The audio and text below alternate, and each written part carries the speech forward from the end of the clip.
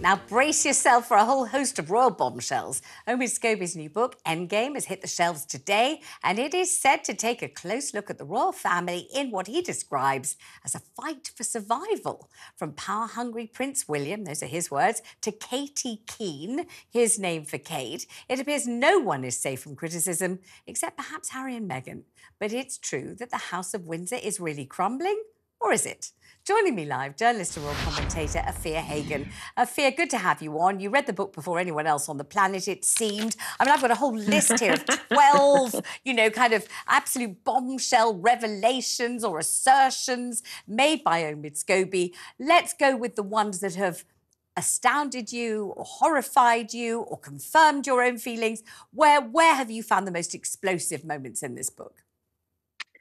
And there just is so many, isn't there? I think for me, the one that really stood out, or one of the initial ones that stood out, is that Sophie, the Countess of Wessex, as she was then, she's now the Duchess of Edinburgh, doesn't know or didn't know who Oprah Winfrey is or was. I mean, a huge multimedia mogul such as Oprah Winfrey, she claims that she doesn't know who that person is. Okay, fair enough. Well, but hang on, Another Afua. I claim mean, in there. could it not be said that Sophie and Edward, the Wessexes, now the Edinburghs, were asked, what did you think of Meghan and Harry's interview with Oprah Winfrey?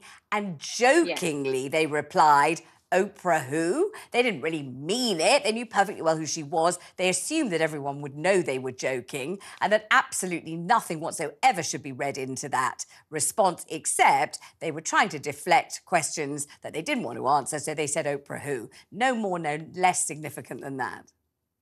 Well, yes, but as we know, recollections may vary, Vanessa. So that was the first thing I think that maybe kind of chuckle in the book.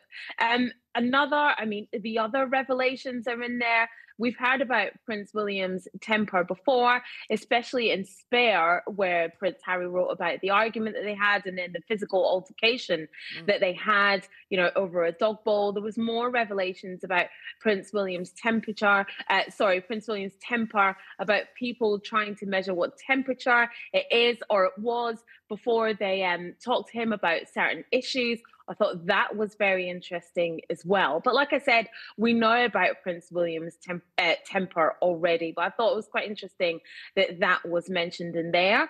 Of course, the issue of race was covered in the book. And I thought it was interesting as well that a source who is not named, but said it was difficult being a person of colour working within that household. They said they didn't face overt racism, but they did say that working as a person of colour in that household was difficult because of different microaggressions and things that were aimed at them. That was definitely caught my eye. And of course, you have the section where he talks about Meghan's letters to King Charles III, Prince Charles as he was then, after the Oprah interview, where they talk about what happened in the interview, especially with Meghan talking about the concerns around Archie's skin colour.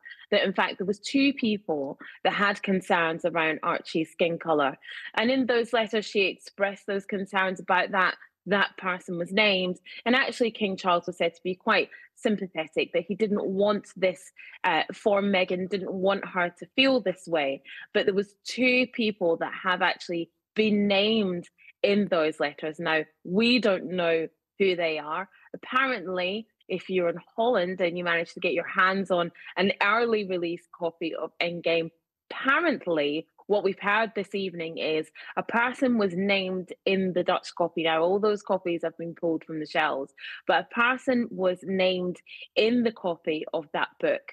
Now, they weren't apparently named as the person who made the comments about Archie's skin colour, but they were named in the book in a way that could imply that they were that person. That's how it has been told to us here. So if you manage to get your hands on a Dutch copy, you might be able to see that there, but those have all been pulled from the shelves. But a royal was named in error, but was not naming the person Meghan claimed was racist.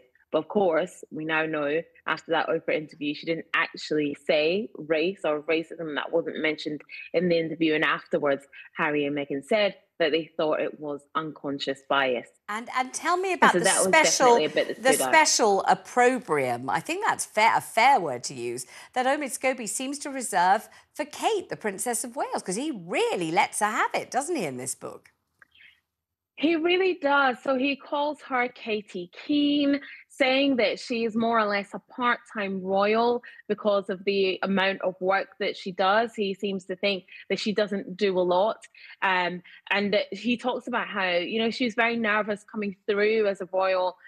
Before different interviews that she does. Blue Peter has mentioned that she was extremely nervous before that. And we know that Kate does have this Shaping Us project, that she has, which is all about the early years and early childhood and the impacts that we can have on young people at the early start of their life. And that's what's been described as her life's work. But he does describe her as a part-time royal because of the amount of work that she does.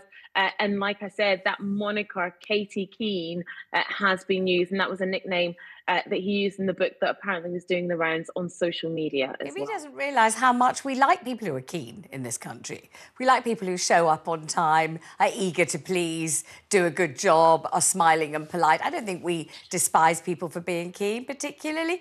Afua, great pleasure having you on the programme. Thank you very much indeed.